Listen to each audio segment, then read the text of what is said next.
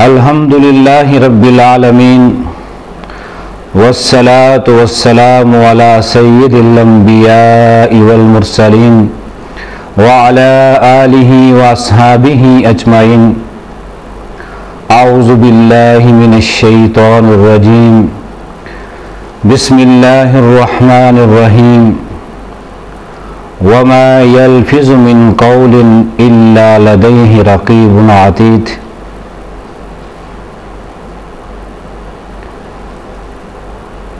رب ذوالجلال نے اپنے کلام پاک کی اس آیت میں ہمیں متنبہ فرمایا کہ ما یلفظ من قول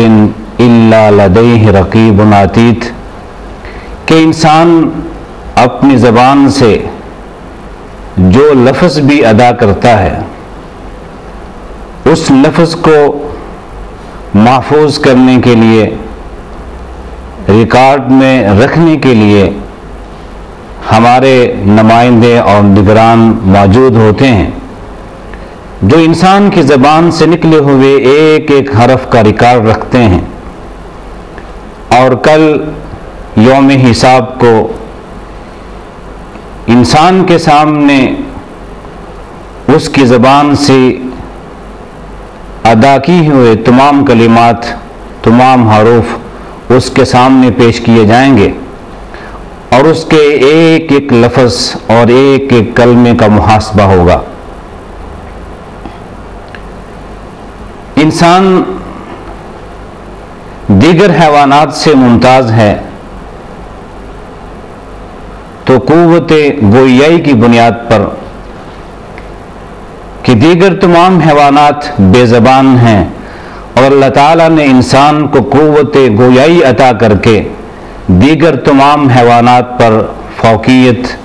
اور فضیلت عطا کی. خلق الانسان علمہ البیان، کہ اللہ تعالیٰ نے انسان کو پیدا کر کے اسے قوت بیان عطا کی ہے، قوت گویائی عطا کی ہے، اسے زبان عطا کی ہے، اور انسان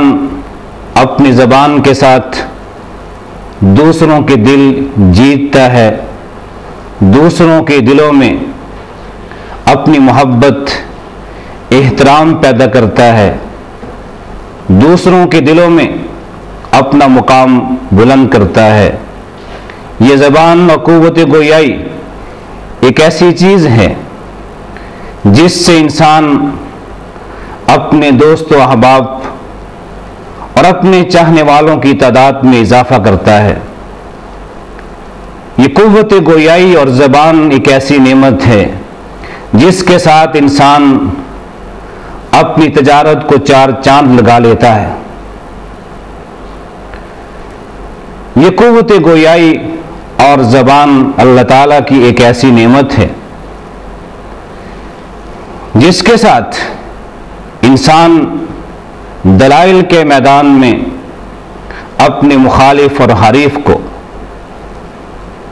زیر کر لیتا ہے، اور زبان کے ساتھ ہی انسان اپنے دشمن پر طعن و تشنیع کے ایسے نشتر چلاتا ہے کہ جس کی شدت اور جس کی تکلیف خنجر اور چاقو سے زیادہ ہوتی ہے. یہ زبان جو دیکھنے میں بظاہر گوشت کا ایک چھوٹا سا ٹکڑا ہے، لیکن اپنے استعمال کے لحاظ سے، اپنے عمل کے لحاظ سے اور اپنے عمل کے انجام کے لحاظ سے اس زبان کی عجیب و غریب تاثیر ہے. بعض اوقات انسان اپنی زبان کے ساتھ پورے شہر میں فتنہ پیدا کر کے ایسی آگ لگا دیتا ہے جو صدیوں تک اس قوم کو اپنی لپیٹ میں لیے رکھتی ہے، اور کبھی اپنی زبان کے ساتھ نفرت کے ایسے بیج بوتا ہے کہ جس کے کانٹے سالوں تک خاندان، دوست و احباب، عزیز و اقارب ان کانٹوں کی تکلیف کو برداشت کرتے ہیں جس سے مقدس رشتوں کا تقدس پامال ہوتا ہے، جس کے ساتھ اولاد ماں باپ سے جدا ہو جاتی ہے، بھائی بھائیوں سے، بہنوں سے جدا ہو جاتے ہیں، جان چھڑکنے والے دوستوں میں ایسی نفرت اور ایسا بغض پیدا ہوتا ہے کہ وہ ایک دوسرے کے جانی دشمن بن جاتے ہیں۔ یہ سب زبان کا کیا دھرا ہے۔ اس لیے اسلام نے اپنے ماننے والوں کو اس بارے میں نہایت ہی تاکید کی ہے کہ زبان کا استعمال نہایت محتاط اور صحیح کیا جائے، کیونکہ زبان کے غلط استعمال سے انسانی معاشرہ تباہ و برباد ہوتا ہے، اور زبان کے صحیح استعمال سے انسانی معاشرے میں محبت، پیار، الفت پیدا ہوتی ہے۔ زبان کے ساتھ ہی ہم اپنے دوستوں کی تعداد بڑھا سکتے ہیں اور اپنے دشمنوں کی تعداد بھی بڑھا سکتے ہیں۔ زبان کے ساتھ ہی ہم لوگوں کے جہاں دل جیت سکتے ہیں، جہاں لوگوں کے دلوں میں اپنی محبت، احترام پیدا کر سکتے ہیں، وہاں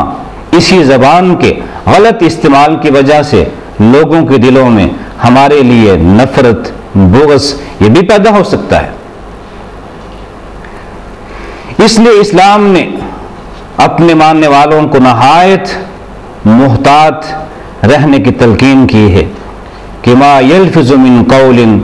الا لدیہ رقیب عتید، کہ انسان اپنے زبان سے جو کلمہ بھی، جو حرف بھی نکالتا ہے، کل قیامت کے دن، یوم حساب کے دن اس سے محاسبہ ہوگا، اسے پوچھا جائے گا کہ تمہارے اس ایک کلمے کی وجہ سے تمہارے معاشرے میں، تمہارے محلے میں، تمہارے خاندان میں یہ نفرت پیدا ہوئی تھی، یہ بغض پیدا ہوا تھا، یہ دشمنی پیدا ہوئی تھی، اور تمہارے ایک کلمے کی وجہ سے انسانی خون بہا تھا۔ اسی طرح اگر انسان نے اپنی زبان کا صحیح استعمال کیا ہوگا، اپنی زبان کے ساتھ لوگوں کے دلوں کو جوڑا ہوگا، محبت پیدا کی ہوگی، لوگوں میں اتحاد و اتفاق پیدا کیا ہوگا، تو قیامت کے دن ایسا انسان رب ذوالجلال کے ہاں اجر عظیم کا حقدار بھی ہوگا۔ سید کائنات نے اپنے صحابہ سے فرمایا تھا کہ من کان یؤمن باللہ والیوم الآخر فلیقل خیرا او لیصمت۔ صحیح بخاری اور مسلم کی روایت ہے کہ جو شخص بھی اللہ پر ایمان رکھتا ہے اور آخرت کے دن پہ ایمان رکھتا ہے، اسے چاہیے کہ اچھی بات کہے یا خاموش رہے۔ اللہ پہ ایمان کا تقاضا بھی یہ ہے کہ اللہ کی دی ہوئی زبان جو بہت بڑی نعمت ہے، اس کا غلط استعمال نہ کیا جائے، اور آخرت کے دن کی جواب دہی کا احساس بھی ہمیں مجبور کرتا ہے، ہمیں اس بات پہ آمادہ کرتا ہے کہ اپنے زبان سے کوئی ایسا کلمہ، کوئی ایسی بات نہ کہو کہ کل وہ بات تمہیں جہنم کی گہرائی میں اور جہنم کی پستی میں گرانے کا سبب بن جائے۔ اس لیے زبان کا نہایت ہی محتاط استعمال کرو، بات کرنی ہے تو اچھی بات کہو، ورنہ خاموش رہو۔ اور آپ نے یہ بھی فرمایا کہ من یضمن لی ما بین لحییہ